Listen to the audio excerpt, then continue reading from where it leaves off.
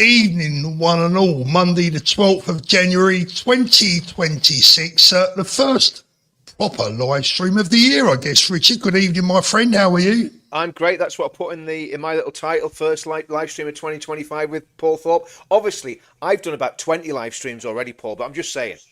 I'm just a part timer these days, mate. A part timer. Semi-retired. Yes, mate. Listen, I've got to be honest with you. Since Christmas, I've really struggled. I needed a bit of a break. I needed to have a week away from everything, And funny enough, a couple of people today have messaged me saying, "Oh, sorry, I haven't been in contact lately, Paul, but this politics lark has been doing my head in, and I've been, trying to steer clear for a week or two." And I kind of felt the same a little bit, Richard. Was feeling a little bit burnt out. Oh, you get that. I mean, I'm trying to have different subjects, and we're doing a bit of religious stuff, doing a bit of, as you know. I'm now a podcasting superstar, Paul, as you're well aware, and I know you've offered me big money to come on tonight, and I'm going to accept. But I'll stick the check in the post. I mean, look, Richard, before we get into the chat, and good evening, everyone. I can see you all piling there. 700 people nearly already. Welcome to tonight's live stream, and I'm really sorry that this is the first one of pretty much of the new year. I promise you, touch wood, from tonight I'm back to normal, but I've got a bit of a bone to pick with my cohort here, who I'm very disappointed in, and I'll tell you why. This is a man that I've given a platform to for the last year or so, giving him a big platform to come on and spread his views. He gets on Liam Tuff's channel one time, and he has his hair cut, has a bath, and puts on a clean set of clothes for Liam. My question to you is, what has Liam got that I haven't? Well, it's that lovely, fine haircut that Liam's got. That's always, that's always good. He's got the charm. He's very personable. He's very polite. And it's just that one-on-one interaction. What can I say, Paul? It was very disappointing, Richard. Well, I'm sure all the viewers noticed how smartly turned out you was for Liam and not for me. But there you go. I'm going to share a little secret to all the viewers, right? Go on. Before I came on, though I'm a bit of a competitive person sometimes, right?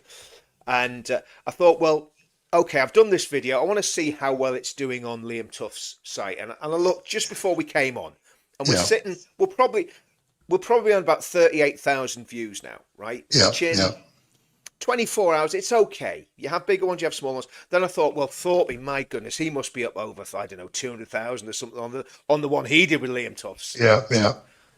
Don't say anything. Don't say anything to Paul, right? Go on. 16,000 views. Shut up. I'm telling you. That's not right. I'm just saying, mate. I'm just saying. That's just the way it is. They're over 100,000, Richard. I don't know what you're looking at. You must have been looking at a short. You've either got it or you ain't. Evening, Claire Bear. Good to see you there. Colin first. I bet it's cold in Benidorm. Today has been, in old money, I think about 75 degrees. So it's been nice and warm. What's 75 degrees in foreign language, Richard? Do you know? Paul, we never get to 75 degrees, so I haven't got a clue. If we got to 75 degrees, we'd have a heat emergency in Northern Ireland. Let's have a little look. Yeah, hit the like, please, guys. Yeah, that would be truly appreciated. Just a quick one, guys, for everyone that tuned in, just in case you missed this, for anyone that tuned in on our marathon 24-hour live stream on Christmas Eve and Christmas Day, what we decided, I had a quick chat with Richard at the end of the stream, and what we decided was that we were going to refund everyone's super chats over the Christmas period. We didn't really want to take them over Christmas Day. That's not what it was all about. So we took the stream down for copyright reasons. We didn't want to invite any problems with YouTube, but we could have kept the super chats, but we decided to refund them. Right, Richard? Yep. So thank you to Richard for agreeing to that. Very nice of him. And thank you to everyone that did send in over that period, but it should have never have left your account, hopefully. Right, let's have a little look. Claire Bear, thank you so much for joining us again tonight and modding for me. I really appreciate it.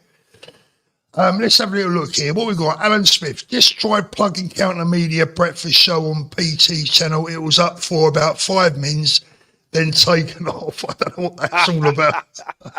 Why am I not surprised? Why am I not surprised? Right, what we're going to get into first, Richard. I mean, look, we'll get into this one a little bit later, but go on. You know why I'm a consummate professional? As we're talking, Paul, someone in the chat pointed out very, very politely, Richard, it's 2026, not 2025. Of course, what I put was first live of 2025 with Paul Thorpe and Richard. The boys are back in town. So I'm just going to edit that to 2026, just so nobody notices. Just in case anybody notices. Thank you so much, Karen. Really appreciate that. Debbie Vaughan, hi, Richard. Here's your potential 4'11" steward from the 13th of December event.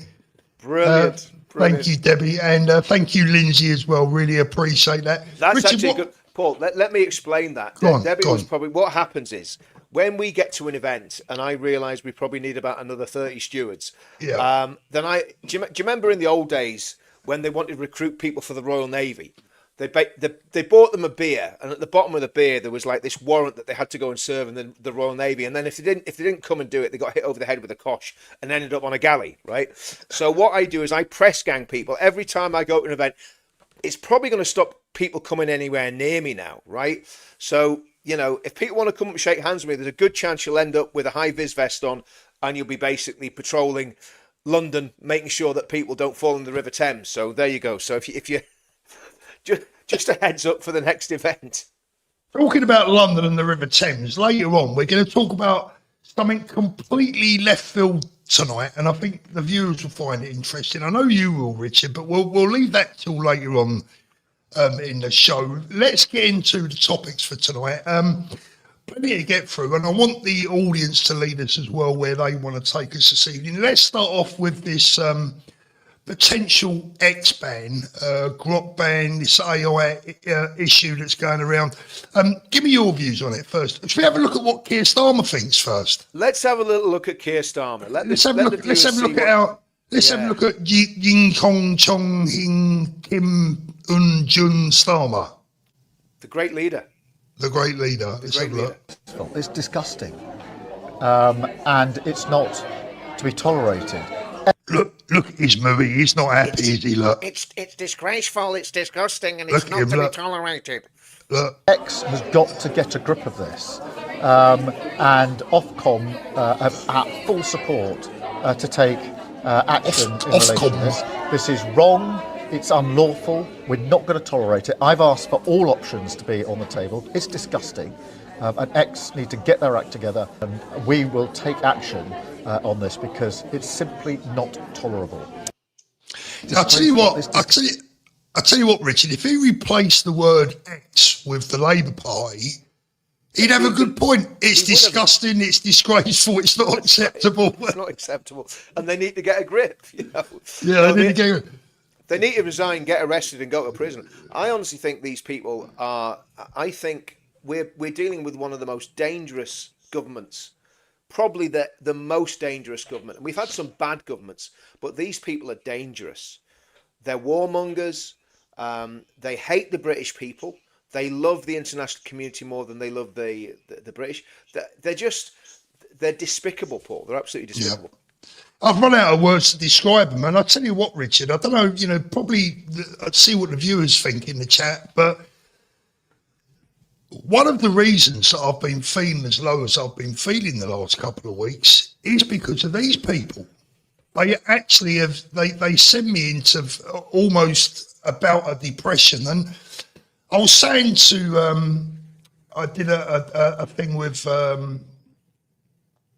blimey, my mind's gone blank for a minute. Liam. I did a thing with, not Liam Tufts, Liam Galvin. I did an interview with Liam Galvin, and Liam asked me if I'd do a quick interview, and I love Liam. I just said, I'll do it. I'll do it, mate. And I've got a lot of time for Liam. I'd never turn him down. I didn't really feel like it, to be fair. But what I said to him is that, I've been feeling low, but I don't want to push that onto my audience. I don't want that to come up, because the poor sods are feeling low enough as it is, without, moaning Minnie coming on and saying, "Oh, I'm all depressed and all that." But that is the bottom line, mate. The bastards have had me feeling like I don't want to get out of bed. That's what they've done to the nation. There's so many people that feel that way, I think.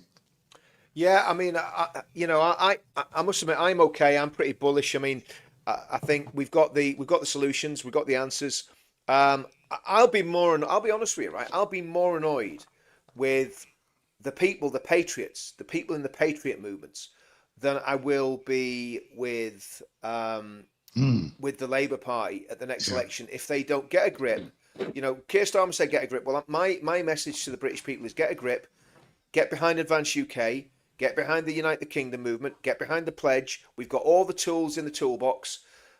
Start getting in touch with your cultural Christianity or your real Christianity, whatever it is. Start understanding what British culture is and start fighting back that way. Because look, we can walk around the streets till the cows come home, and it's not going to make the slightest bit of difference.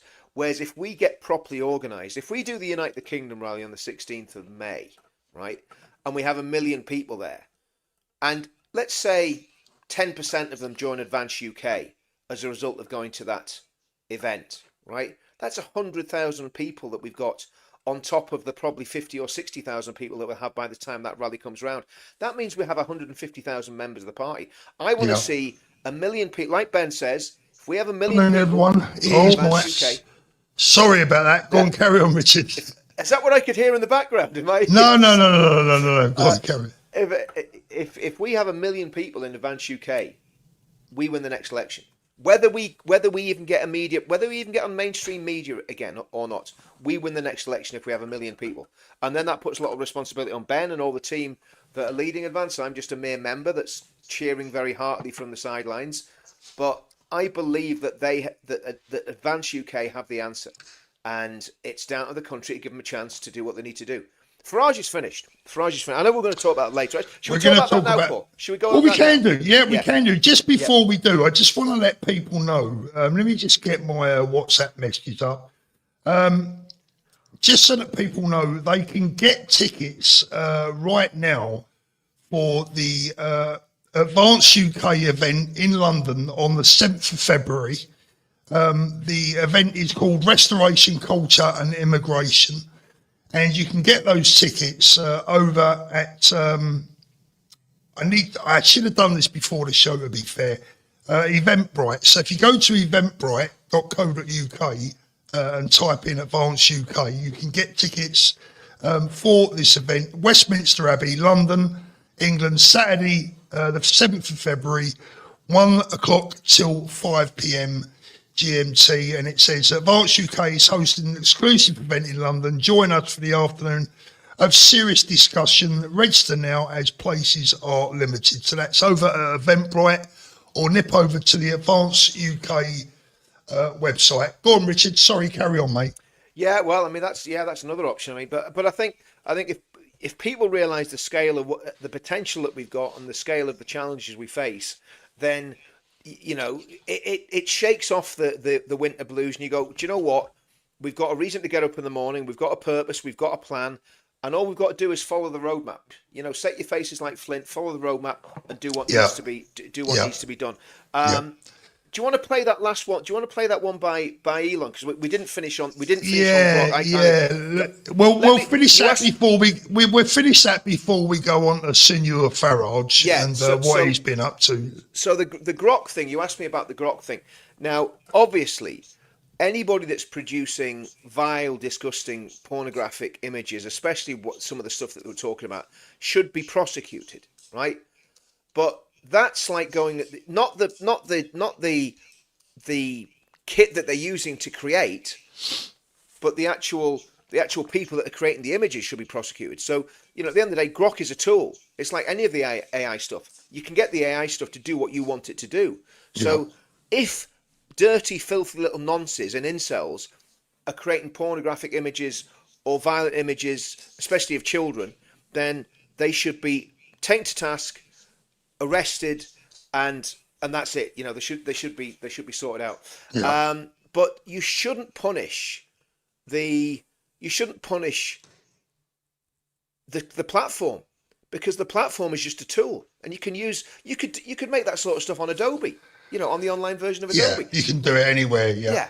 Yeah, so Richard, I'll be honest with you. I was taking the piss out of my mates 20 years ago on Adobe. Don't worry about that. Exactly, So that's what I'm saying. it's not difficult. What you got to do is, you've got to sort out the problem. As in, I mean, they have already made a move. I believe Elon's made the move of only people that are paid premium members now can use that tool, and that means. Not that you're paying for the privilege of being able to produce dodgy images, but they know who you are. Yeah, exactly. So if there's an investigation, they're on about it, And listen, this is the typical thing that always happens, Paul. It's like we were talking about with the firearms. A Hungerford happens, one nutcase does something crazy, and the whole country and the whole nation is completely punished for it. And that's what's unacceptable. I'm getting some feedback there, Paul. I don't know if it's coming from me or coming from you. Just want to double check I haven't got anything open anywhere else. Can you hear that? Can you hear feedback? No, I can't hear anything, mate. No. Okay, don't matter. Hopefully the audience is all good. Yeah, so the point I'm making is that what's happening here is Keir Starmer is deliberately using this as an excuse to shut down the biggest free speech platform in the UK. It's as simple as that. That's what he's doing. That's what he's trying to do. Not in the UK, in the world, in fact, in the world. Yeah, absolutely. So what do what's your general feeling on AI, Richard? I'll be honest with you. For me, I'm a little bit creeped out by it at times. Well, it's like anything. There's massive potential for it, and there's massive dangers with it. And human nature being human nature will always gravitate towards doing something evil with it. Do you know what I mean? So there's a massive amount of good that can be good, but there's also a massive amount of evil. So it depends on whose hands it in. I'm put it this way: I'd rather it was in the hand of Western, supposedly responsible Western people than in the hands of the Chinese government or the Iranians or the Russians, right? So, but of course, everybody has access to AI. And you can build a website, like the dopey little advert says on YouTube. You can build a website in 40 seconds with AI. You really can, So it's a great tool for saving people time. It's like everything. If people aren't doing it and using AI, they're going to get left behind without a shadow of a doubt. In so many different areas. I mean, I don't know about you. I use it to make thumbnails. Now I never design a thumbnail myself anymore. I just get AI to do it. No, I mean, I'm a fan of AI. But there are elements of it that creep me out. I mean, a friend of mine made a video that of me and sent it to me for a laugh, and it was hilarious. But at the same time, it was a bit, if stuff like that starts appearing on the internet, you wouldn't be impressed. Are you sure it was AI now, Paul? Yeah, it's definitely AI, Richard. I was fit in this video. I was fit and raring to go. But I mean, look, I think it's the way forward. It's going to help. It's one of those things that can be used in a wonderful way, but it can also be used in a very sinister way as well. So I think it's something that we're going to, have to keep our eyes on a little bit in the future. But there's something in the comments there, Paul, about some VHS video from the Soho in the early 1980s or something. I don't know. I don't know what that means. I don't know what they're talking about. Oh dear.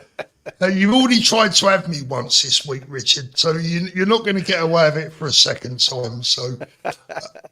That was a classic, mate. Go on, spill the beans. Go on, tell the audience. Well, actually, what happened? I'm in the calf, by the way, enjoying me spotted dick, and this pillock's on the phone. Well, I tell you. So anyway, what happened was I was minding my own business. Got a phone call from a mate of mine, known him for years. Ex-football lad, ex-policeman, ex-soldier, great guy, Mike, and. Mike says, I've got someone here that wants to talk to you.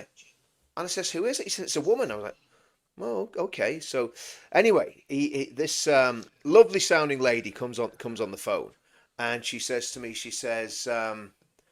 I've got a message for Paul Thorpe. I was like, okay, what is it? She says, well, last time I made him dinner, and I'm thinking, so my ears pricked up straight away. Last time I made him dinner, where's this going?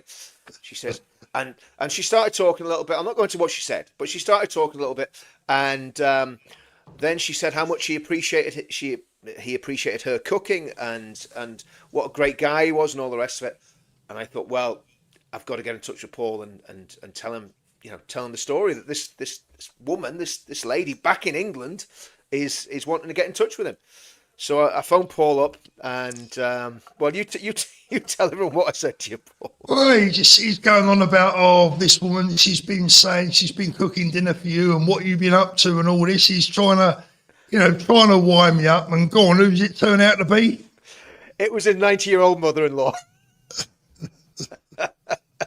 But guys, I'm telling you now, I had him hook, line and sinker. I just wish I had Danny with a webcam, because his face would have been like a beetroot. Or all that lovely colour would have just drained from his face, and he would have looked like Private Godfrey out of 8 Half Hot Mum. Do you know what I mean?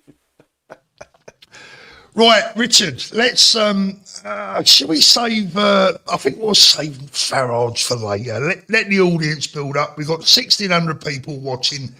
Thank you so much for joining us tonight. I'm super excited to be back. Please don't forget to give us a little upvote. It's completely free and would really appreciate it. And if you haven't subscribed, please do so. I never usually ask for people to subscribe, but I'm going to tonight. So if you haven't done so already, please make sure you do. Iran, Richard, what's your thoughts on I know it's not really any of our business as such, but what are your thoughts? Well, I think what I've noticed is a lot of commentators that were going they were beside themselves when Israel were throwing a few guided missiles about in the Gaza Strip and targeting terrorists, and there was people that were swooning in the streets, and they were screaming and they were shouting and all the rest of it. And those very same people that were the BBC, Sky News, ITV, Tom Bradby with his little rosy cheeks getting all upset about what's happening in Gaza. Strangely enough, it's tumbleweed, Paul. Yeah. There's nothing to see here. Nothing Yeah. to see.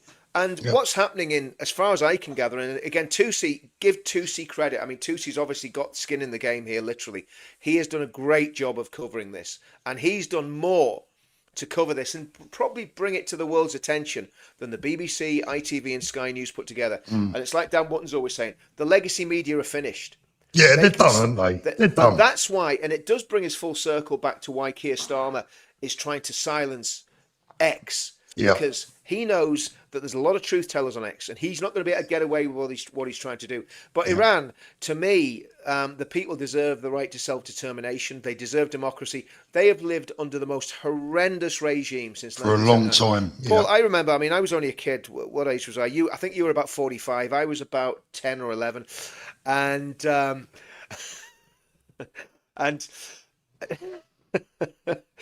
When Noah was a little lad and all that, I was about 10 or 11, and I remember the Ayatollah Khomeini, and to me, he just looked like the devil. This wasn't. So this is Ayatollah Khamenei, but there was Ayatollah Khomeini, and he didn't he, Paul? He looked like the devil. He had the big black eyebrows. He was all dressed in black. Yeah. In fact, I think he was the devil, to be brutally honest with you. Yeah. But I remember him coming to power, and I remember the Americans trying to do a rescue mission. There was a whole lot of American hostages being held in the American embassy by the Iranian Revolutionary Guard, and Delta Force went in a whole lot of helicopters, and it went horrendously wrong, and the helicopters crashed in the desert. And Khomeini went out there to the desert and gloated and just smelt the flesh of the dead Americans and was mocking it. And it's amazing how the rhetoric's changed, actually, Paul, because I was watching a clip from the Iranian parliament today, and they've definitely got more moderate, because today they don't shout death to America anymore. Since the bombing, since America dropped a couple of B2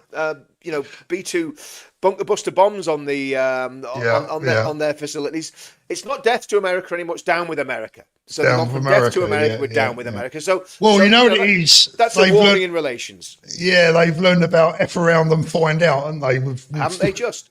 Well, listen, I think they're gonna get a big shock in the next few days, and I find it hilarious because I turned on the BBC just for a laugh from time to time, and I had the BBC. It was a local BBC station. They had this expert in Middle East affairs, and She was saying about how dreadful it was that the Iranian regime was going to be attacked by the Americans, and it was going to push oil prices up, and it was going to close the Straits of Hormuz, and there was going to be chaos and pandemonium. It was pretty much World War III. The world's going to end.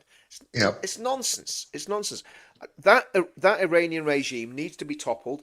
If they get toppled, it'll be a domino effect. Hamas will not be able to fund their operations anymore. Hezbollah will fall apart. The Houthis will fall apart. And you basically have a situation where there's a lot of stability comes to the Middle East. Now, it's not the only problem that's in the Middle East. There's still a lot of crazy Sunni jihadis. Obviously, the Iranians are Shia, the ISIS, Al-Qaeda types, the militias in Syria, Libya, and Northwest and East Africa, mainly Sunni militias. So there's still a massive global Islamic insurgency, as Majid Nawaz used to call it. But if the Iranian regime goes, it'll be a good day for the world. And I hope it goes very, very soon, because innocent people are getting slaughtered. It's a picture of a beautiful young girl, 23-year-old girl. You know, could have been my daughter, could have been your daughter, could have been our granddaughter's. Taken away, shot in the back of the head by the side of the road, and buried by the side of the road. That's one person. Some people are saying there's over 2,000 dead. Some people are saying it's 500 people dead, right? It's going to be probably somewhere between, somewhere down the middle. But the sad reality is that there's a lot of blood is going to be shed, and if the later the Americans leave it to intervene, the more blood will be potentially shed. So let's hope that the Americans and maybe the Israelis have intelligence on where these scumbags are, and they take them out and topple that regime and get a good Western.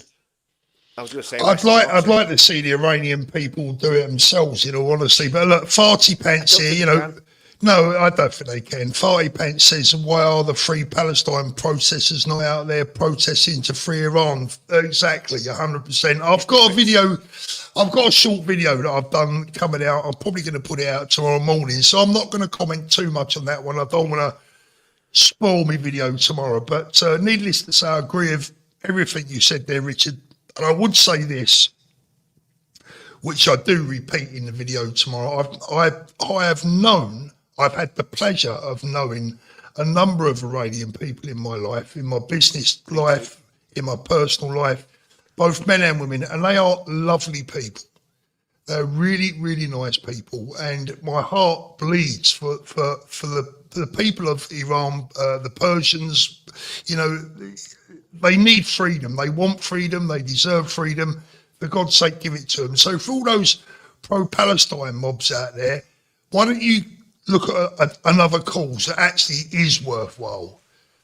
That's my opinion on that. But actually, Paul, the pro-Palestine mob, Bushra and the Five Pillars guys, they're basically coming in. They're weighing in very, very heavily behind the Iranians. I wonder why. Exactly. I wonder why. Yeah, exactly. I wonder, is there a financial incentive there? I'm not making accusations, but I wonder, is there a financial incentive there somewhere? Who knows? Just a bit of speculation. Yeah. But look, there's a lot of, the tentacles of terror run very, very deep, and they run throughout the world. And I tell you what, Paul, I'd love to see Qatar collapse as well. I'd love to see the Americans take. They're talking about taking over Greenland. Tell you what, do the world a favour, take over Qatar and give us all free gas. Yeah. So let's move on from there. Let's just pop into back into the chat for a moment, Richard. These are over on your channel, Yvonne Flanagan, Counter Media Massive. Thanks, Yvonne. Oh yes, subscribers. If you're not subscribed to Counter Media, please go across to Counter Media UK on YouTube and subscribe to Counter Media UK, because I'm going to be doing a lot. This year I'm really going to go for it on all fronts. It's going to be a full frontal assault. So there's going to be a lot going on all my channels. But please get onto Counter Media, because we want to get that up to some good numbers. Yeah, absolutely. So please do go over there and subscribe to Richard's channel. Sheila Miller, again, this one's for you. I love the lot of you. Thank you very much, Sheila. Anglo-Saxon, thank you. Christ is King, Thorpe. I'll go along with that.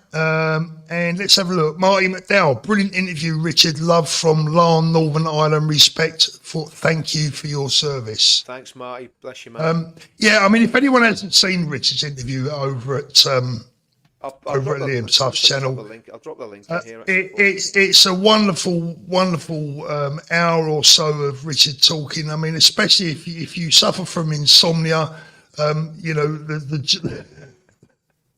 No, seriously. Cheeky get, isn't he? Seriously, I mean, listen, I love Liam's channel and I watch most of his interviews, but that was maybe because I know you, Richard, but I found that one particularly revealing. Certainly you let things go on that channel that you've kept to yourself and not revealed on mine, so maybe...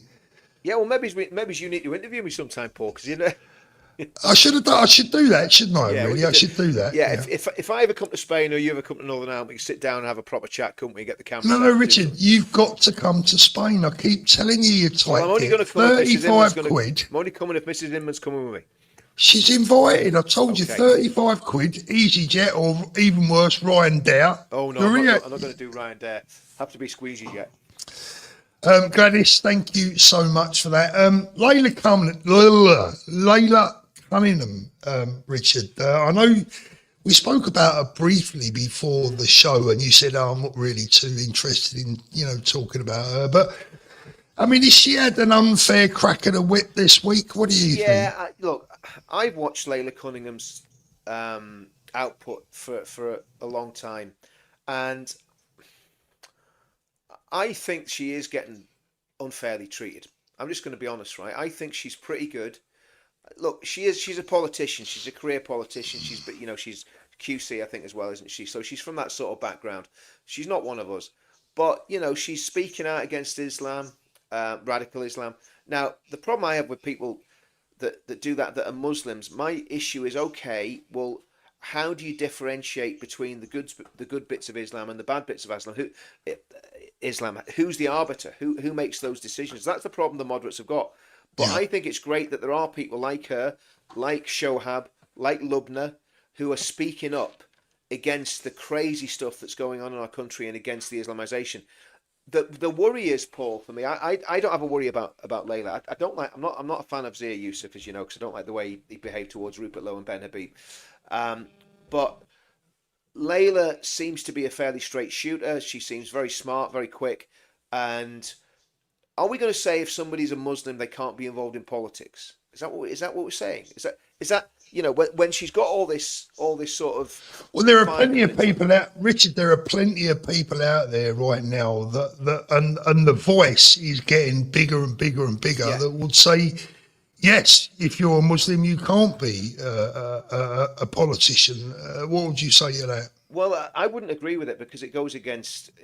And now, what I would disagree with, if you become a politician, I would disagree with people swearing an oath on the Quran. I think if you're swearing an oath in a Christian country, then you have to swear it on a Bible. So I would have a big problem with the swearing. Would that actually mean anything to them then, though, Richard? Because, I mean, if I swore on the Quran, it wouldn't mean anything to me because I'm not a Muslim. It's not the point, though, Paul. The point is, this is a Christian country. If you want to stand as an MP and stand in our and sit in our parliament, then you've to put your hand on a Bible and swear on a Bible, and then you find out who the radicals are, because a radical wouldn't do it.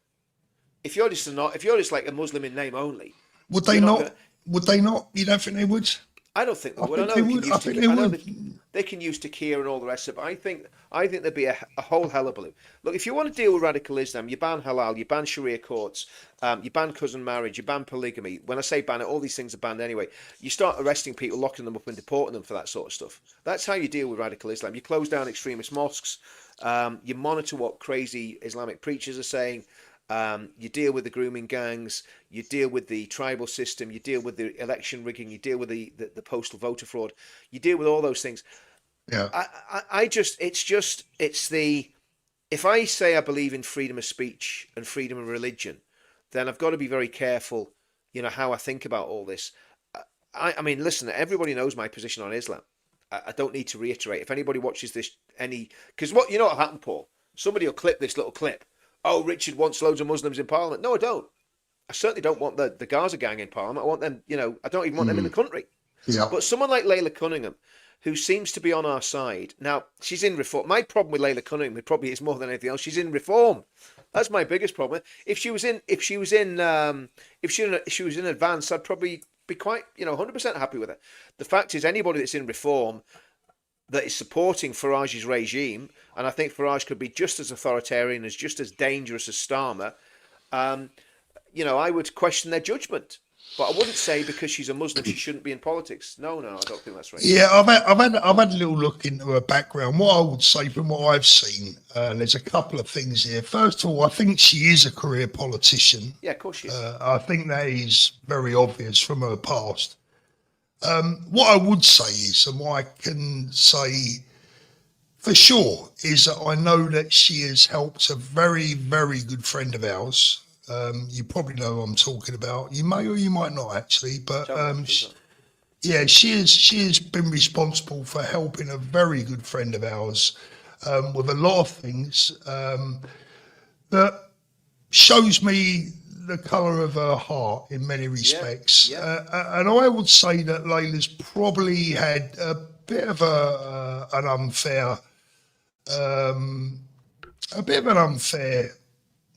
lashing over the last week or so, but at the same time, I do kind of get what people are saying at the same time, and that's not me sitting on the fence, but you know, when you see the crescent moon tattoo on her arm, etc., it does kind of get you thinking and makes you wonder, and can we really trust this person? But I go back to what I said about the people of Iran earlier on, Richard. I've known many Iranians in my life. They are all Muslim, but they're wonderful people. They're not like the people that we're having trouble with back home. And, you know, if you look at some of the people in the Middle East that say to us, what are you doing letting these crazies come into your country? You're mad, you know, kick them out. They're nothing but problems. Well, they're Muslim too, right? I know. So, you know, you can't tar everyone with the same bloody brush, you know. That's that. I think, you know, by their fruits you shall know them, right?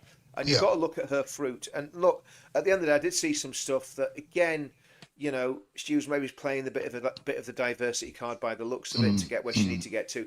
Okay, I'm not happy with that. I think if she's there because she's a Muslim, it's wrong.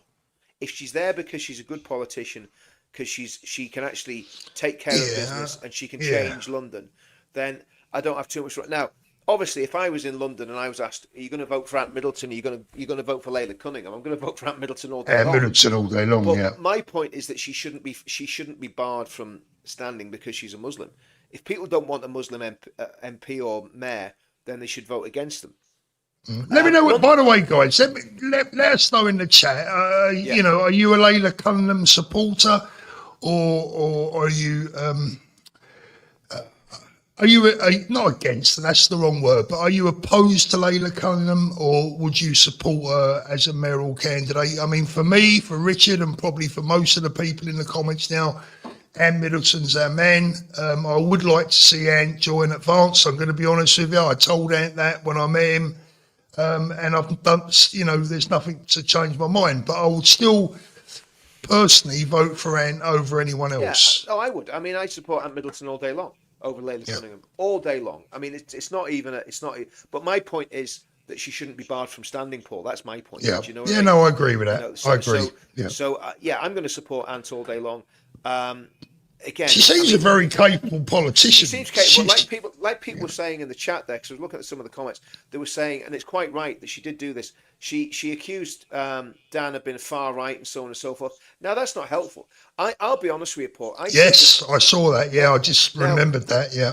What worries me more than Layla, right, is not just Layla. If it was just Layla, okay, you go, okay, you know, we've seen what she can do on GB News. She's a good communicator. Seems to be fighting on the same side as us.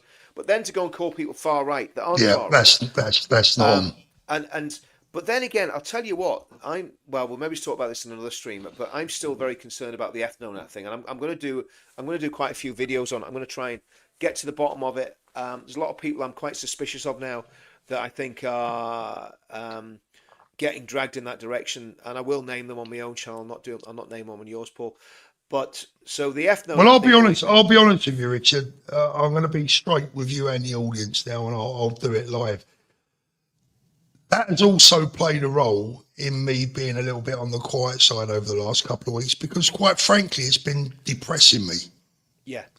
You know, I can't bear any more goddamn splits. You know, I got into this to unify people, and when I see people going off in some crazy direction that's never going to bear any fruits, I think, what the hell is going on?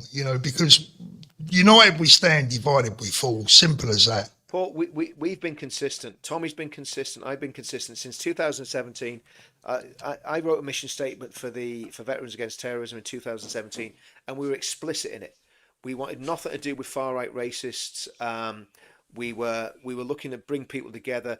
We were absolutely against Islamic extremism. We were against far left extremism and far right extremism and the globalists. It's always been the four horsemen of the apocalypse. Globalism, far right fascism, proper fascism. It's very interesting if you listen to the rhetoric of Steve Laws.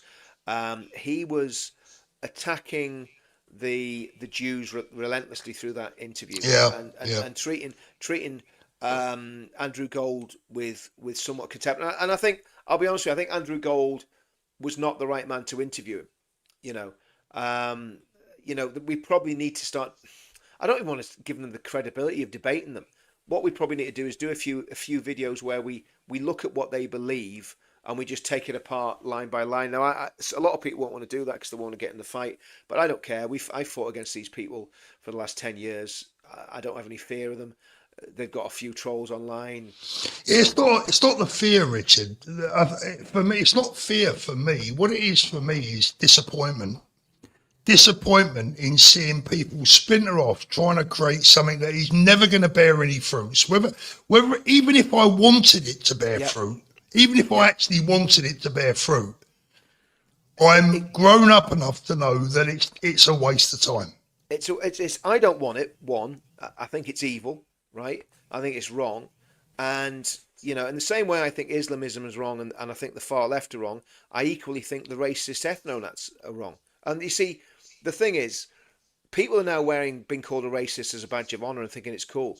There's a lot of young lads, right? And they're very well educated, very smart boys, very well turned out boys. They're going down that direction. They're children, Paul. I'll just be honest with you. They're children. They haven't seen what I've seen. They haven't seen what you've seen, right? They don't know what they're trying to open. They don't know the Pandora's box they're trying to open. Because if you go down the ethno-nat route, you don't just alienate all the Muslims in the country. You alienate everybody of mixed race. You alienate everybody that's Jewish. You alienate everybody that's West Indian. You alienate everybody that's come from any part of Africa, anyone that's come from China. Because these ethno-nats, if you listen to what Law says, right, he wants everybody gone that's not white Anglo-Saxon, right? And it will never work. But what you will do, you will create by pushing that rhetoric. Anybody that pushes that rhetoric, and I say this, it's on the tip of my tongue to name these guys. And I'd like Richard, if you want to name anyone, I don't care if you're on my channel or not. I think Connor Tomlinson is sailing very close to the wind. I think Connor Tomlinson is sailing very close to the wind. I think he's been disingenuous in the way he's presented the civic nationalist point of view, which we call ourselves cultural nationalists or Christian nationalists, whatever. I don't even like the term nationalist, to be honest with you. No. It's become meaningless, right? For me, it's about right and wrong. It's right and wrong, right? And what we've always said, it's what's in your heart. If you love the country in your heart, that's what makes us tick, right? And it's a very simple way of defining people. If we start defining people by colour of skin, then we're in for an absolute disaster. My problem, and I am absolutely 100% on the same page as Tommy Robinson on this. What I am concerned about is radical Islam. Actually, it's just Islam. I think Islam's a very dangerous, destabilizing force in the world, globally. I think it's a dangerous religion. And if we woke up tomorrow and every single Muslim had become a Christian, it would be a day to rejoice, because problem would be solved. Because there's so much blood been spilt by that religion. And the fact that we've imported millions of radicals into this country, it's not West Indian guys that are causing problems with grooming. It's not West Indian guys that are strapping suicide vests themselves. It's not West Indian guys that are trying to infiltrate every strata of society to take it over and to turn our country into an Islamic state. It's not West Indian guys that are basically going out on the streets week after week after week to call free Palestine and call for a global intifada. It's lefties, useful idiots, and I don't think they're even useful idiots. I think lefties are evil lefties and evil Islamists that are doing that on the streets every week. It's not our friends from China. By the way, Richard, for me, or Indian Hindus. There was 200 Sikhs on the streets of on the streets of London over the weekend at a block of flats where a wee 16-year-old Sikh girl was getting groomed and attacked.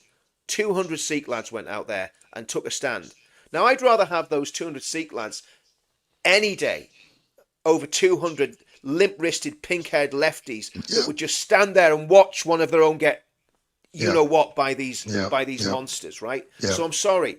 And I agree. I'd rather stand with the Somali lad, right, that was on the streets of Belfast with me, risking his life day in, day out, that gave up his leave going back to England, his Christmas leave going back to England to come to my wedding in Northern Ireland. I'd rather stand with that Somali lad than with the limp-wristed, flipping, little Spidey Steve Laws, right? End of.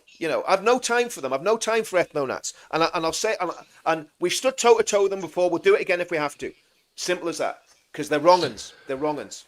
I mean, see, that's why I didn't want to talk about it. I'm got my no. Look, Richard, that's what it's all about. Look, I mean, look, and everyone's free. I'll tell the truth, Paul. I'll tell the truth.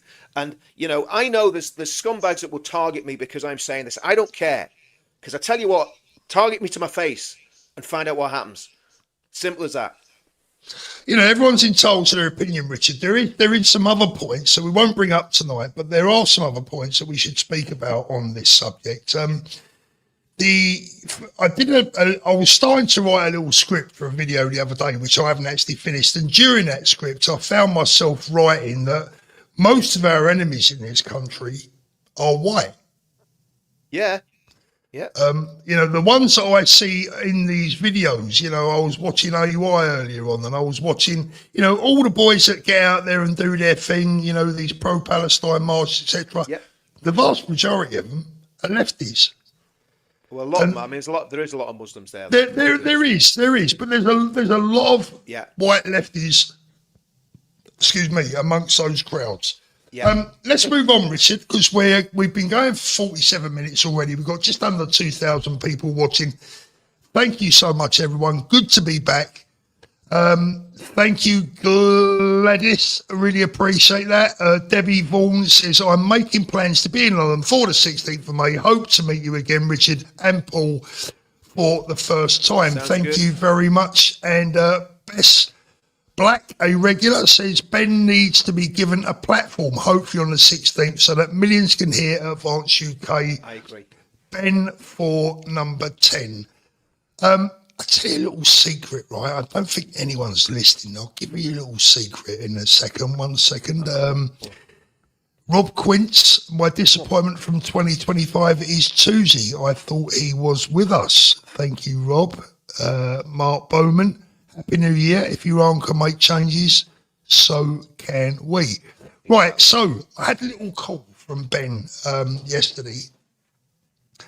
And he said, Paul, I want you to do a little video. He said, I want you to do a little video because we love the working class people. We, Advance UK, they are the backbone of our country, the working class people. He said, would you do a little video for our event on the 7th of February? And I said, yeah, Ben, I'll be delighted to do that.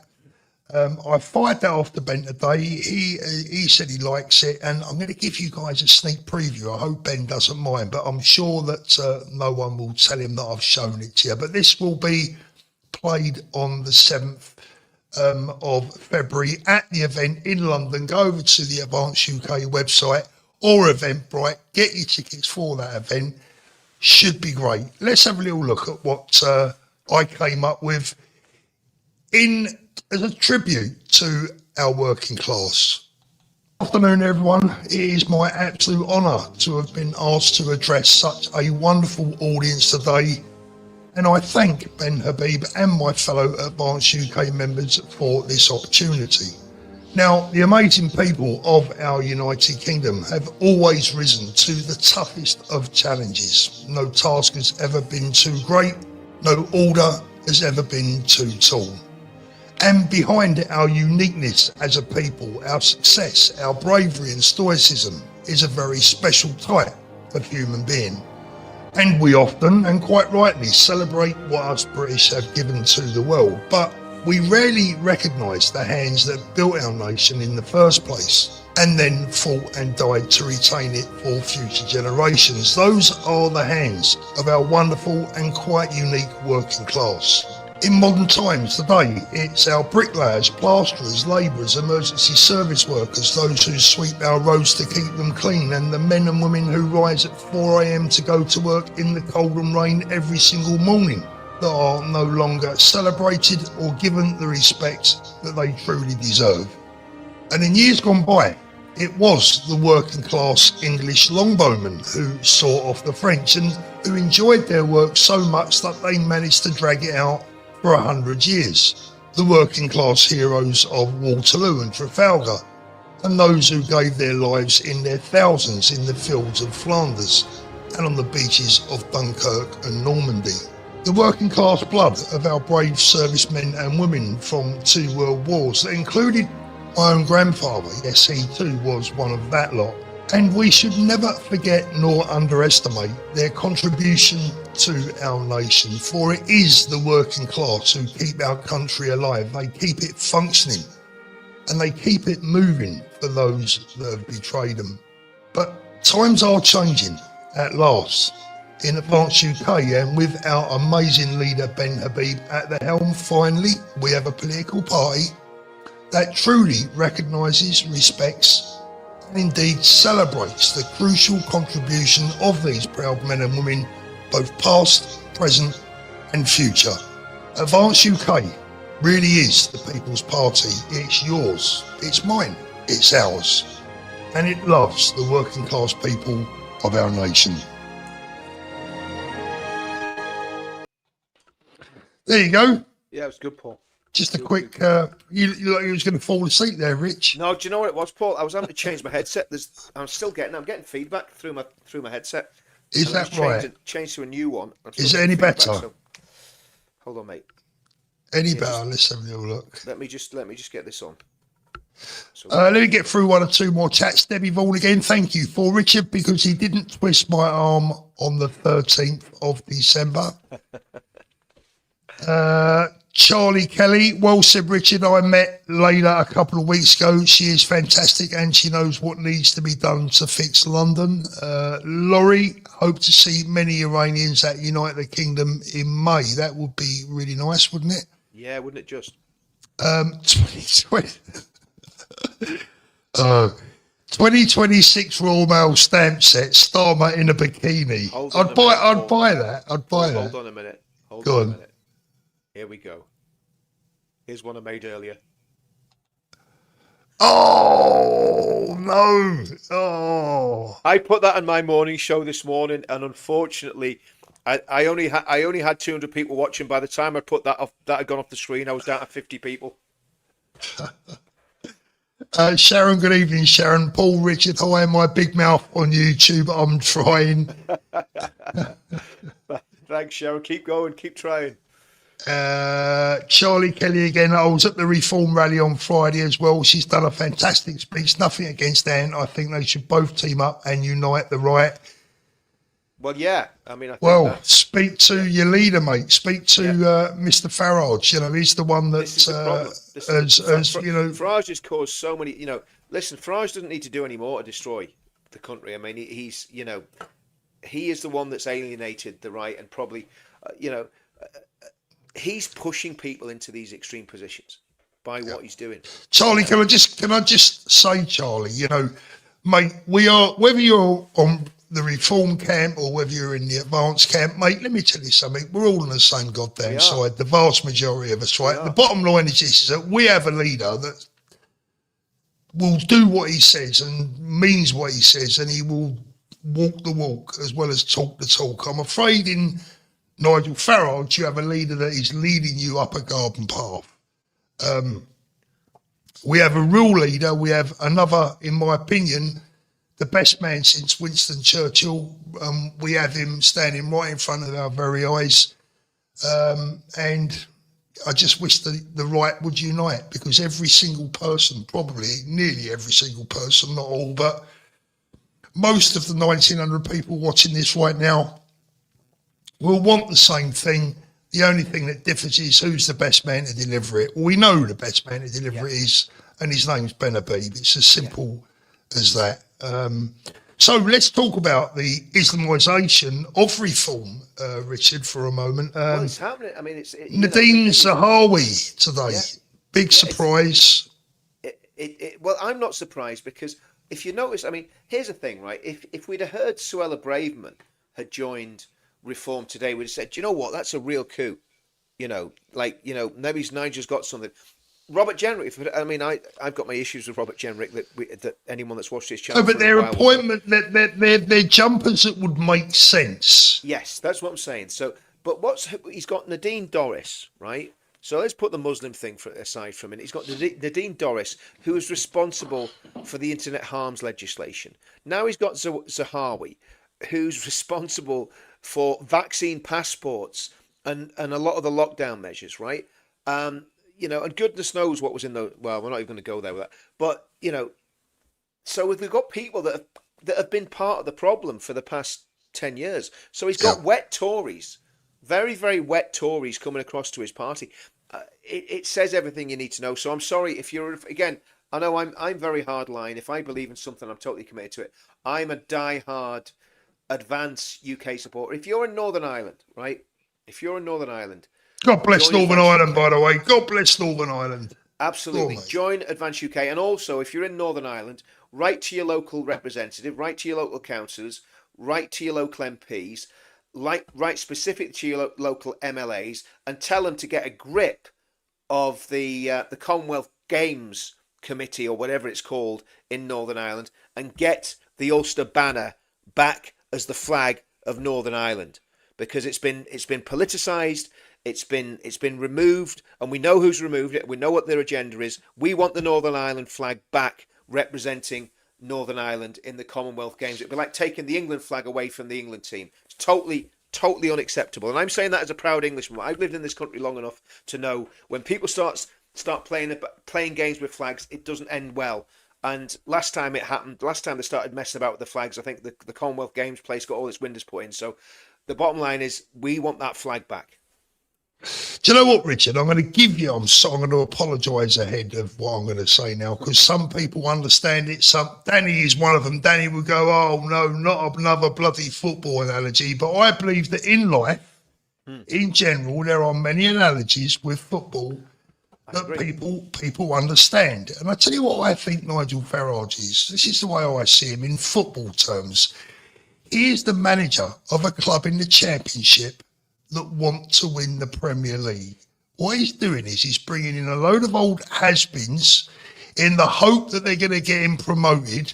And if they get him promoted into the Championship, into the Premier League, what's going to happen is he's going to end up coming straight back down, because he's signed players that are all over the hill that are only playing for the money, and it's their last throw of the dice, right? The journeyman, right? And that is what Farage is doing with people like Nadine Zahawi, etc. Let's get it right, Paul. He's just signed Jimmy Floyd Hasselbank, hasn't he? Exactly. I mean, look, hey, at the end of the day, I don't know what's. Listen, they're all good players once upon a time, mate, exactly, when they had legs, right? Exactly. But at the end of the day, he's signing players whose legs have gone. And whose career is over, and they're just coming for a final pay packet. It is absolutely right. Nicola, thank you so much. Get yourself a New Year's pint each, lads. I'll tell you what, Nicola, around here, I'll get 3 for that. Well, that'll do then. You can buy one for me and Julie when we come over. Fine times. Listen, mate, I've told you, get your bloody arse over here. What do you know what? The problem is I've got a lot on at the minute, Paul. So I've got a lot of stuff dealing with it. Can everyone in the chat please say, look, if he's supposed to be my mate, shouldn't he just hop on a plane with his missus, come over? I've even told him I'll pay for an hotel for the weekend for him, but he's like.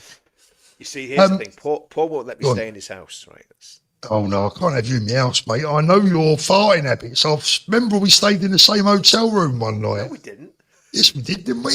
No, we didn't. No. Did we share a room? It's not a chance I'm staying in a hotel with you, Paul. I know what you like, mate. You know what I mean? Never forget, we won't have anything to do with that lot. Reform died the day they said that. Ben, Rupert, have my time. Exactly, fine times. You're spot on. I will not be called, and I will not have my family called that lot by anyone. So they can stick it where the sun don't shine. Hartford, 1998. Paul, thank you so much for the Christmas show. It helped me so much. Thank you so much. I'm really glad it did. Looking forward to seeing Tommy's event in London. United we stand, we divided we fall. Regards, Linford. Linford, God bless you, my friend. Thank you so much. I really appreciate it. And can I just say that it was our honour to be with you over that 24 hours. I've got to tell you, it was tough at times because, you know, I had family here and my granddaughter wants me attention and, you know, my wife's like, are you going to, and the sodding dog getting me dinner. And that's not even funny. It's not even a joke. Well, I think you deserved it, Paul. Abandoning your family on Christmas Day. The dog got it was a dog's dinner. It was literally, it turned into a dog's dinner, Paul. That's what happened, mate. Yeah.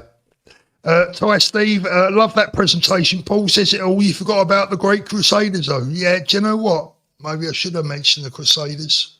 Tell you what, man, I've been looking at some of that Crusader history. They did some. Oh, they did some work. Yeah. You know, that will be a long live stream. Nigel Farage, thank you. As I said to Winston Marshall last year, we must not alienate Islam. Q Nadeem Doris Zahawi. Yep. That's exactly what he's done. Yeah. And I mean, the last one for the moment. That is the big problem with Nigel Farage. He's terrified. Yeah. And the establishment are terrified of radical Islam, whereas we're saying, well, look, it's going to have to be dealt with sooner or later. Yeah. And it's not. Nigel Farage again. At my press conference today, I reassured everyone that our party welcomes all views. Guys, what are you waiting for? Just get yourselves over to the Advance UK website. Screw your Reform membership up. Chuck it in the bin. Go and join Advance UK, the real people's party. Come on. Well, Paul, it's like we were saying earlier, that the reality is the Reform are being Islamized. You know, Zia Yusuf, there might be soft Islam. Zia Yusuf, if I'm not, do you know what? I'm not 100% convinced Zahawi is a Muslim. Has he actually ever said that? I'll be honest with you, Richard. He has not been on my one to follow list. No, I never liked him. To be honest with you. So, but I'm not convinced he is. But I mean, either way, it doesn't really matter. I mean, the bottom line is that the party is definitely being Islamized, and it's no coincidence that Farage was sitting down at £25,000 a table dinners in January of 2025. And mate, he was slagging him off. He was slagging him off when he was under what's his name? Senior moment. No, the last Prime Minister. Sunak. He was slagging him off under Sunak, slagging him off. Of course. But now he's been signed up to the Grandad's army to try and get him promoted out of the Championship so they can get mullered in the Premier League. Yeah, exactly. Exactly right. I mean, that's exactly what's going on. But I mean, let's see, Paul. I mean, the reality is that we know what people have to do, and let's see if people step up to the mark and do it. Because absolutely, we need to get everybody involved in Advance UK. Everybody needs to sign the pledge. Go to the pledge.org.uk. Pledge.org.uk. Sign up, because we're going to start doing more with that this year. It's a fantastic tool for getting people motivated and getting people on the right page. So, we're going to be using it to the max. And Guna 6181 says, I had Paul's Christmas show on whilst I was cooking, etc., and my 14-year-old was loving it. Brilliant. Thank you very much. That's nice to know. Claire Bear's put the link in for the pledge. Thank you very much, Claire. Do you know why the 14-year-old loved it, Paul? Because you're going to your second childhood, mate. That's why he loved it. Mate, do you know what? I'm not sure where I am at the moment, like age-wise. It's like, I don't know. I'm getting to that age where I think I should be, starting to feel my age, but I can't. I still feel like a bloody 35-year-old. Yeah. Well, my back doesn't, to be fair, but my brain does. Right, I'll tell you what, Richard. We've been live for over an hour. I'm gonna completely and utterly go left field. So, if you want to stick on politics for the last 10 minutes of the show, you might be disappointed. But I'm going to talk about something that has really taken my interest over the last few weeks. Really taken my interest. I'm excited. Really taken my interest. And I've been laying in bed watching show after show after show. After documentary, one or the other. And it is. Too much TV is bad for your eyes. It is. I've been watching and doing a lot of research on the Victorian mystery of Jack the Ripper, right?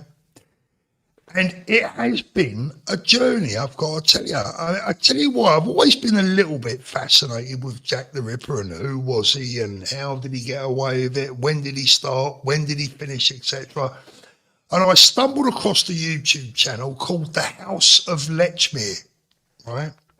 The House of Lechmere, that's Lechmer. Paul, just before we do this, Paul, can I ask, see when you were a kid, right? Is it because of Jack the Ripper that you always had to be in before dark? Well, Richard, one thing I can never be blamed of is being Jack the Ripper because I wasn't born until after he'd stopped. So. Not long after, though, Paul. Oh, shut up, you saucy git. No, but seriously, it's been a really, really interesting series of journeys going through all the potential suspects, etc. Really, really interesting. And I'll tell you what I found more interesting was going into London and looking back at Victorian London. What was Victorian London, particularly in the East End? What was it really like to live in the East End back in 1888? What was it like to live outside of London? Where did he potentially come from? Why did he choose that particular area? What venues are still there from the day? What streets are still there? Which streets have been renamed? And the geography of the whole thing. Been super, super interesting. I've watched pretty much every episode of it. And guys, I've got to tell you, if you're into a bit of a sort of crime mystery thing, I should highly recommend it. And I will tell you, if anyone's interested, not they probably are, I will tell you who I think did it, right? Paul, is it any wonder you were depressed, mate? You've I been think watching it was documentaries about. You've been watching documentaries about some crazy geezer that was running around murdering hookers in the 1800s, and you wonder why you're depressed. O'Connor. Hey? I think it was Des O'Connor. Why do you think it was Des O'Connor, Paul? Oh, I don't know. I just think it was Des. Well, he murdered some. He murdered some songs. He murdered some songs, that's for sure. Yeah, Ian Nicholson. Thank you, Richard. Are you coming to Paul's birthday bash? There you go, Richard. No comment. I don't even know when it is. When is it, Paul? Oh, I can't tell you that, Richard. I can only tell me mates that. Oh, well, I'm not coming then, am I? Ian, I'm not invited, mate. He hasn't invited me in, so I'm not coming. Laurie, Farage is importing failure into reform. Absolutely agree. Yep, let him Debbie, keep doing it. thank you, Debbie, towards a sangria in Benidorm, Richard. There you go, mate. Look, you've got no excuses. That, I don't drink anymore, but I'm sure I can find a non-alcoholic version of sangria in Benidorm. Charlie Kelly says, my only thing is if Ben Habib becomes Prime Minister, you'll need people who have had experience being in government. You can't take on the establishment yourself. I think you'll find, Charlie, that you're probably right, but I think you'll also find that Ben has plans. He has some very good plans. I was listening to someone commenting on what the Americans did before Trump took over in 2025. And they had an operation, I think it cost $200 million just to set up the operation. And they had lawyers working on unpicking all the horrendous laws that the Democrats had pushed upon the United States in the Obama years, in the Biden years. Because when Trump went in the first time, he wasn't prepared for the deep state. And I suppose in a way, I hope, in fact, I'm pretty sure that Advance can win the next election because I think Reform will have fallen apart before that. But even if Reform do win and they can't do what needs to be done, then Advance can come swinging in like Tarzan after Reform fail and pick up the pieces and do it right. But he's what he's saying is right, Paul. It's a massive amount of work to do, but it needs to be done. And a lot of people need to be sacked, and I think a lot of people need to go to prison. Yeah, sorry, Richard. I'm just looking through the chat whilst you're doing my job there for me. Lots of comments about it was Spike Milligan's dad. Lots of comments about Jack the Ripper. I'll have a look through them. But seriously, all joking aside, it's been a great series. And if anyone is interested, go watch it. For what it's worth, I believe that none of the main suspects actually did it. That's what I believe. None of them. I don't believe I don't believe they got it right. They now reckon Jack the Ripper was Aaron Kaminsky. No, some people do, but a lot of people don't. I don't believe it was any of those people. Go on, mate. It seems to me, mate, that you're leading up to a confession, maybe. Claire Bear, Jack the Ripper was the King's Doctor. That was another sort of name put forward. I think over the years it's been about 200 names put forward as the potential perpetrator. But my belief is, having watched it all and studied it and had a real good look at it, I don't think anyone knows who it was. And I think it was a very, very ordinary person that just went under the radar and nobody will ever know. Man. Yeah, grey man. Just a grey man. Yeah. Yeah. But if you go to the House of Lechmere, you can watch it all for yourself. Brilliant series. John, thank you very much. Really appreciate it, John. I love our working class, and they do not get enough respect for what they do. Looks like Richard has sorted out the picture after his earthquake issue. Oh yeah. There was we had a bit of an earth tremor this morning. There we go again. Is that what it is, Richard? Yes. I hope your hands. It's just the earth Richard, moving. make sure you keep your hands above the table, please, when that sort of thing happens. Otherwise, I get a bit worried. Always do. Richard, finally tonight, let's just briefly touch on events in America this week with that lady that was shot and killed by the ICE agent. I've already done a video on it to give you to give the viewers my basic opinion on it. I've looked at some more things since I made that video, but what did you have a take on that? Paul, I didn't. You know what? It's not even been on my radar. It's like America. Some woman gets shot by cops or ICE agents. I'm like, okay, happens every day in America. She was a white woman, wasn't she? Was she white? Was she a white woman? Yeah. I don't know what it was about. I don't know why it happened. I haven't got a clue. So I'm not going to comment on something I know. So fill us in, Paul, on what you thought. Well, I mean, look, I've spoken to a couple of police officer friends of mine.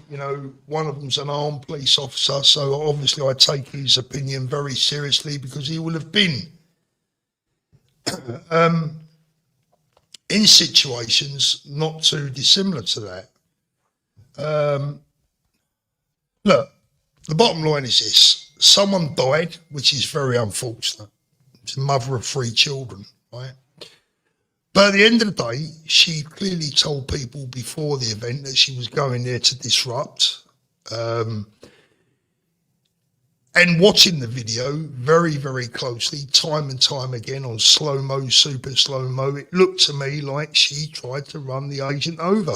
And people can argue and debate that all day long. I go back to what I said when I was faced with someone who I thought was going to try and kill me when I was robbed.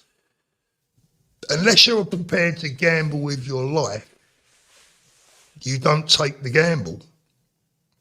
And I think that police officer decided not to take that gamble. He saw someone in front of him that looked like they was going to try and run him over, and he took the action that he felt was appropriate. Was that appropriate? Well, speaking to my friend who is an armed police officer, he said to me today that they are faced with similar situations, not all the time, but they often come across situations like that and they don't end up shooting the driver. Yeah. Which I think is a fair point. I would agree with that too. I think that's, that's weird situations like that in Northern Ireland with people with stolen cars, and unless someone had actually been hit, and then if someone's been hit, well, what excuse have you got to shoot the driver if they've just run someone over? Unless they're going to plough into a whole lot of people. Yeah. Normally, when it's a police officer or a soldier on a road, the car's going to hit the police officer. Obviously, it's soldiers. I'm talking about Northern Ireland, mainly police officers in England. Because there was a police officer killed a few years ago, I think, wasn't there, that was run over? Do you remember? I think some traveller that stolen a car and ran. Yeah. And he died, didn't he? He died, yeah. Now, obviously, police officers aren't routinely armed in the UK. We were armed all the time in Northern Ireland. I had a very, very close call with there was a mate of mine standing on the road, and there was a stolen Audi Quattro coming, and he was flying through Divis for like all night, and we were trying to stop the car. And my mate stood on the road, and I said, "Look, you stay there, right? And if he hits you, then I'll empty a mag into the car." So, and my mate, to be fair to him, he stood there, he was ready, and this Audi Quattro comes flying down the road. It wasn't terrorists, just joyriders, come flying down the road at the last minute, just veered off, went up over the path, and got away. And if that car had hit my mate, I was emptying a clip into him, because we were there just it was like 12 o'clock at night. We're just like, this is just getting beyond the joke. You know what I mean?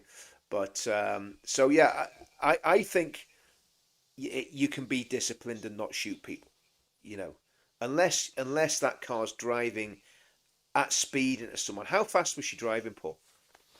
Oh, she was stationary, but then floored it. I mean, her partner said, "Drive, baby, drive," and she floored it. Was he killed as well? No, he wasn't injured. The police officer wasn't injured, but no. What about the partner, the guy that was in the car with her? No, she's with her partner's a woman. Right. Okay. She's gone full on lefty. Right, full on lefty. Yes. So look, watching the slow motion of the video, for me, she tried to cause him serious damage. Yeah. Now, in America, that means that you are likely to be shot. Oh, absolutely. It's just different out there. She's an American citizen. She knows the rules. I said in my video, look, I'm not an American, but I know for sure when the police have pulled me over in America, I turn the engine off, put the keys on the dash, and put my hands on the steering wheel. Give them no excuses, right? Absolutely right. And if a police officer tells you to stop and get out of the vehicle, you stop and you get out of the vehicle. Yeah. Right. So look, is it a shame that she died? Yeah, I don't like to see anyone be killed. It's any death is a tragedy unless there's some kind of paedophile nonsense or whatever. Then I'm, laughing all the way to the bank, right? But at the end of the day, she's only got herself to blame. Quite frankly, she's got herself to blame, and her partner, by the way, who seems to have got away with it scot-free, who said "drive, baby, drive." She has answers to questions to answer as well, in my humble opinion. Totally. I mean, again, it's just different rules out there, Paul, and that's why the whole George Floyd thing is so strange. Why that officer that was involved in the George Floyd thing, I think he got a life sentence, didn't he? Did he get a life sentence? I mean, very, very strange. I mean, again, who knows? But yeah, lot of very, very bad stuff happening in the States, in terms of the way the left are fighting against what an elected president's trying to do. And you can understand people getting frustrated, but do you shoot someone for driving a car? I don't know. I can't comment because I ain't seen it. Yeah, I mean, this comment here, same in Spain, Paul. Yeah, I mean, look, I tell you now, mate, you do not mess around with the police in Spain. Yeah. You seriously don't. Anybody that comes to Benidorm for the week on a stag do or whatever and thinks, we'll take the piss here, we'll do it, we like, listen, lads and girls, right? You're not dealing with a Met here. You're not dealing with, whoever. These blokes do not piss around. If you mess them about, you're in big trouble.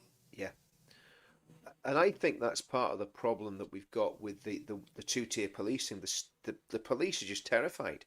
They're terrified of inflaming the mob, and that's the biggest issue. We're talking about the problems with the police in Birmingham and the Maccabee thing, and it was quite obvious that they were just absolutely surrendering to the mob. Well, that's all come out this week, isn't there? Yeah, last week, yeah. It's all come out. It's all come out. We knew it anyway, Richard, right? But it's all come out. It was anti-Semitic. It was bowing to the local radicals. Yeah. bowing to the pro-Palestine mob, and you know, I'm sure, like most people, you know, absolutely sick to death of that crap. Absolutely. No, it's Excuse me. Let's get through the last of the supers, mate.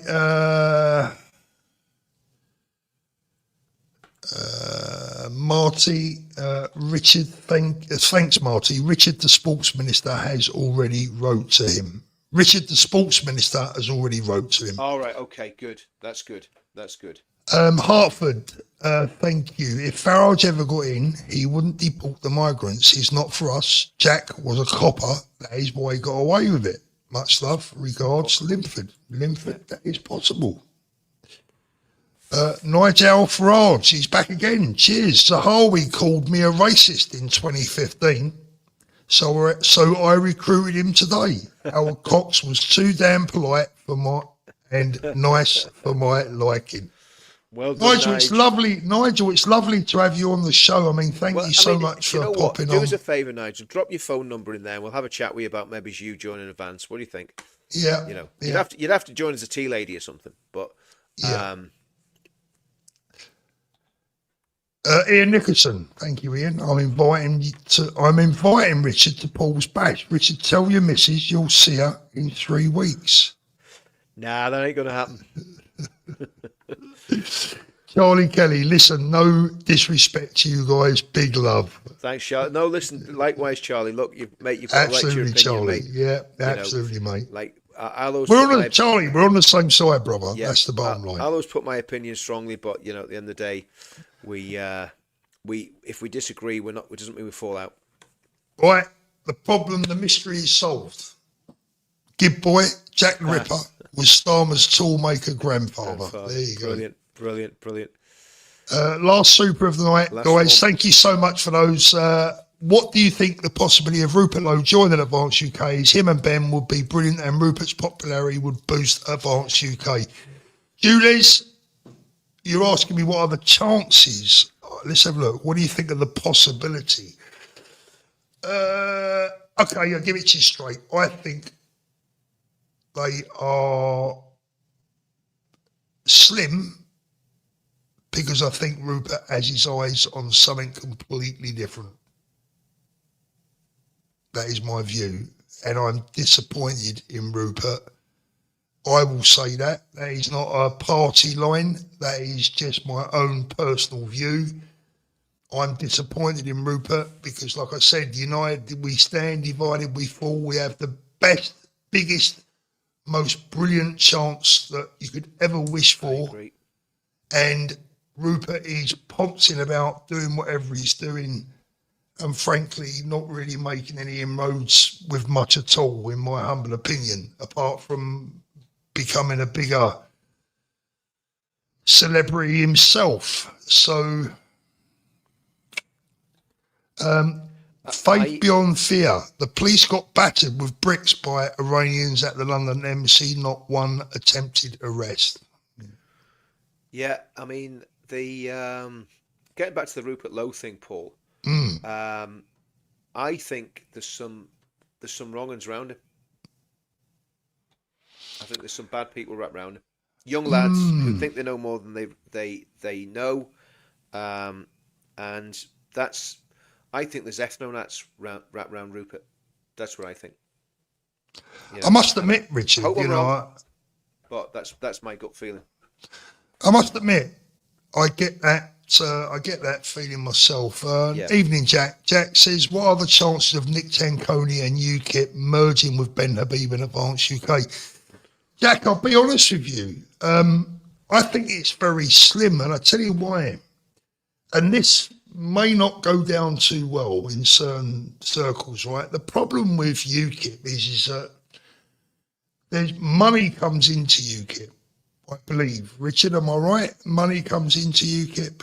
I don't know how they're set up, Paul. I mean, and if I did, I wouldn't say because it's obviously it would be confidential. Anything that was discussed in the no, that's fine. That's fine. But I genuinely can't remember. If I could remember, I wouldn't say. This is not something that I know. This is something that I believe or I think.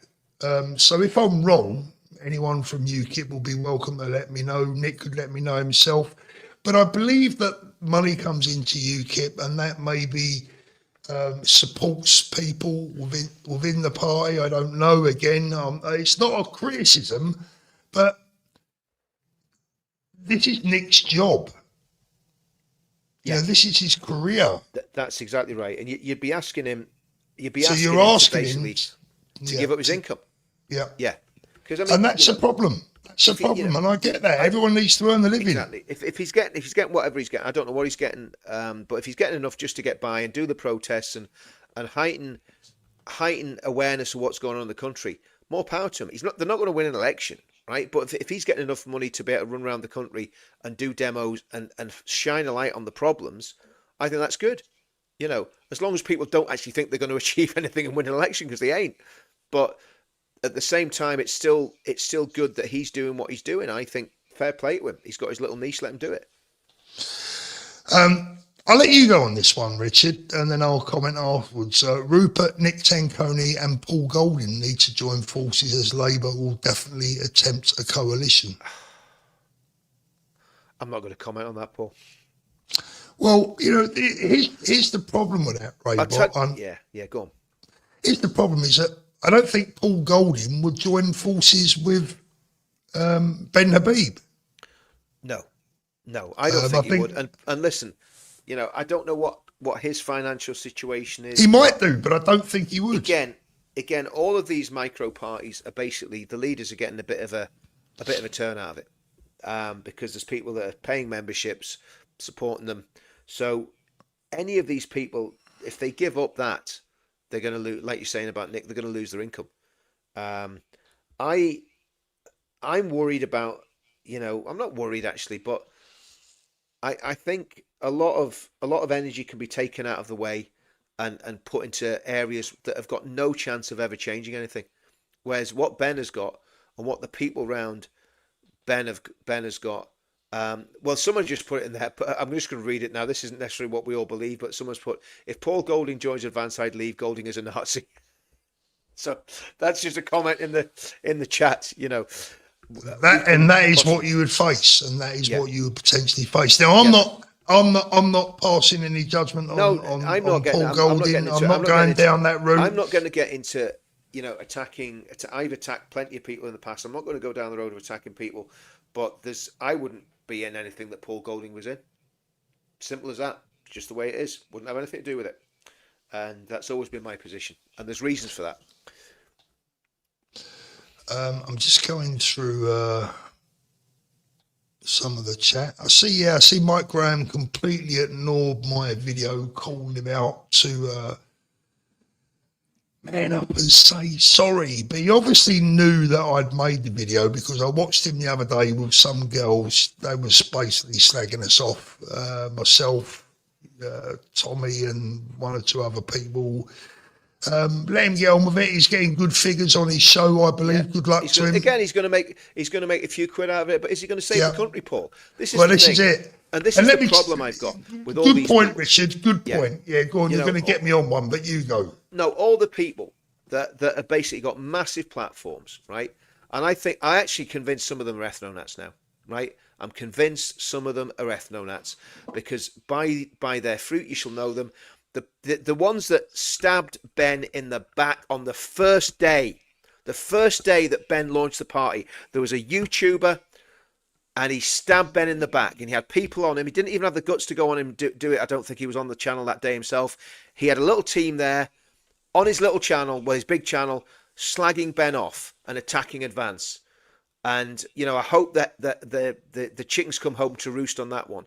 Because if you really cared about this country, you would know that the Ethnonat project's going nowhere. Put all your bigotry to one side. If you don't like people with brown skin, well, suck it up. Because if you want to save anything, the only way you're going to do it is with Ben Habib and with Advance UK. And I think that would be great to have a half Pakistani Christian Prime Minister. I think that would be great. I hope it happens, because the ethnonats would choke on it. Anyway, I've just made loads of friends there, Paul. Yeah, sorry, this Richard. Is the face just doesn't care. Richard, I'm just to be honest with you, mate. I really didn't hear most of that because I'm reading the comments. Probably a good job, Paul. It's probably a good job. What was I going to say? What was we talking about just before that? Oh, Mike Graham. Yeah. Mike Graham. Right. Okay. This is one. Okay. So the other morning, I went on to his channel very briefly. For what does he call his show? What, Dan Wootton's? No, Mike Graham. I don't know. It's Anyway, the Mike Graham show. he The Mike had Graham about, show, yeah. he had about 7,000 people. Big watching, numbers, big numbers. Right, big numbers. Good luck to him. Good luck to him. Right. No, no problem. Right. He spent a career building a name and a reputation that has enabled him to get those sort of numbers on his live. I agree. So fair play to him. But don't anyone ever come on here or on Rich's channel and slag us off saying it's all about the grift when people like Mike Graham are trebling, quadrupling, any potential earnings that Richard has or I have, etc. And that is, for me, in my opinion, that is all about money. Absolutely. All about money. It's just another spoke to his career. Dan, I think Dan Wootton's totally different. Dan Wootton, I believe, is a genuine patriot who loves the country and he's doing it for the right reasons. Genuinely believe that. I watch his show every night and I think he's going to come out strongly for advance, Paul. I think Dan's going to have to. Yeah. Because he's seeing what Reform are doing. And listen, Dan's totally burnt any relationship with Reform with what he's with his stand on Layla Cunningham. Now, I didn't necessarily agree with everything he said about Layla, right? But he took a stand and he said, "Look," he says, "this is another Muslim in a top position within within Reform," and he's absolutely right. He's absolutely right, and he got absolutely slaughtered by the mainstream media. So so I think Dan's a good lad. I like Dan. Yeah, no, I agree. Even though he hasn't promoted my breakfast show, just because I'm getting tiny viewing figures. Angelina. Not even thought about. Angelina, actually, the last time I spoke to Dan, said, don't tell Richard Inman that we've spoken, No, I know, mate. I know. Angelina says, why do you think the patriotic YouTuber Christ or Chaos had his channel taken down? Didn't know that was the case. Everything he said made sense. No, I'm not. To be honest with you. Oh, actually, is that the black guy? Don't know. I think it's the black guy. See if we can find it. Christ, okay. Well, he's been taken down. No, Richard. I know, but he might have some other. Oh, I see what you mean. Come on, Paul, switch on. Yeah, Christ or Chaos. I'm sure that was the black gentleman, and he was very good as well. He's got a website. Christ or Chaos. I don't know if this is the same guy. Archives. No, that's an old website.